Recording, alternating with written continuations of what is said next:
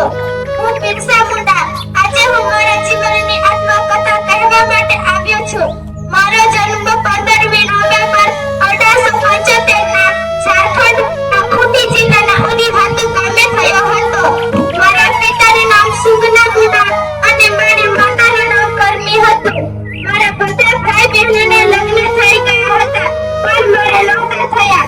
હું જેમ જેમ મોટો થયો તેમ તેમ મારા બાપા મને સાહેબાસા લઈ ગયા। ત્યાં સાહેબાસા સ્કૂલમાં મારું પ્રાથમિક અને ઉચ્ચ શિક્ષણ થયું। ત્યાં એક શિક્ષક શારીરિક શિક્ષણ વિશે ભાર મૂક્યો, જે મને બહુ ગમતું હતું। એક ધાર્મિક નોત્રોત્સવમાં તેમને સિદ્ધાર્થ સમજાવતા કહ્યું કે જે લોકો ઈસાઈ બનીને રહેશે એમની જમીન જપ્ત કરવામાં આવશે નહીં, એમની જમીન છોડી દેવામાં આવશે। પણ મારા અને મારા અનુયાયીનું હૃદય દ્રવી ઉઠ્યું। મિશનરીઓએ સંતાનોને દગાબાજ કહ્યા ત્યારે મેં એનો વિરોધ કર્યો અને મને સ્કૂલમાંથી હાંકી કાઢવામાં આવ્યો। ત્યારબાદ પરિવારની પરિસ્થિતિ સારી ન હતી, એટલા માટે હું નોકરીની શોધમાં આમ તેમ ભટકતો હતો। હું કરતી ગામમાં જન્મો જમીનદારને ત્યાં નોકરીએ ગયો। ત્યાં આનંદવાડા મારા સંપર્કમાં આવ્યા। એમની જોડે 2 વર્ષ રહીને રામાયણ મહાભારતના પાત્રો રામ કૃષ્ણ અર્જુન ભીમની કથાઓ સાંભળી એની મારા જીવન પર ઘણી અસર પડી।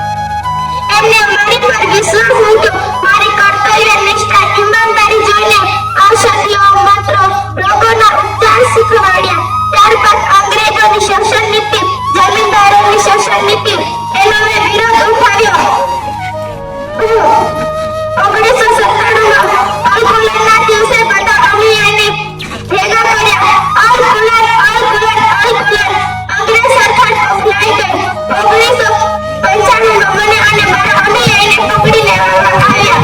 અંગ્રેજ સરકારે 2 વર્ષની જેલ ફરમાવી, 500 રૂપિયાનો દંડ કર્યો। હું 500 રૂપિયા ચૂકવી શકું એમ ન હતો, એટલે બીજી 6 મહિનાની જેલ ફરમાવી। ઉત્તરાયણના 1997માં વિક્ટોરિયા રાણીના શાસનમાં ગોલ્ડ જ્યુબિલીના દિવસે અમને મુક્ત કરવામાં આવ્યા। ત્યારબાદ મેં બિરસા રાજની સ્થાપના કરવાનું વિચાર્યું અને બધાને કહ્યું, ક્રોધ ન કરો, આ મંગુ ખુશીને શુભ કામ કરો, દારૂ ન પીવો, તુલસીની પૂજા કરો, સદા રહો, બિરસા ધર્મની સ્થાપના થઈ। અંગ્રેજોની શોષણ નીતિ, ખૂંટીમાંથી અધિકાર એમનો જન્મસિદ્ધ અધિકાર છે। શોષણમાંથી મુક્ત કરાવવા માટે મેં અનેક પ્રયાસો કર્યા। અંતે મારા એક અનુયાયીએ 500 રૂપિયાની લાલચમાં મારું સરનામું આપ્યું। ઝારખંડની જેલમાં મને જેલ થઈ। આદિવાસીઓની સંસ્કૃતિ, ખૂંટીમાંથી અધિકાર એમનો જન્મસિદ્ધ અધિકાર છે। શોષણમાંથી મુક્ત કરાવવા માટે મેં અનેક પ્રયાસો કર્યા। આદિવાસીઓની સંસ્કૃતિ બચાવવા માટે જંગલો એમની સંપત્તિ છે, એ પોતે જ માલિક છે। જય જવાહર, જય આદિવાસી, અલ્કુલન જિંદાબાદ।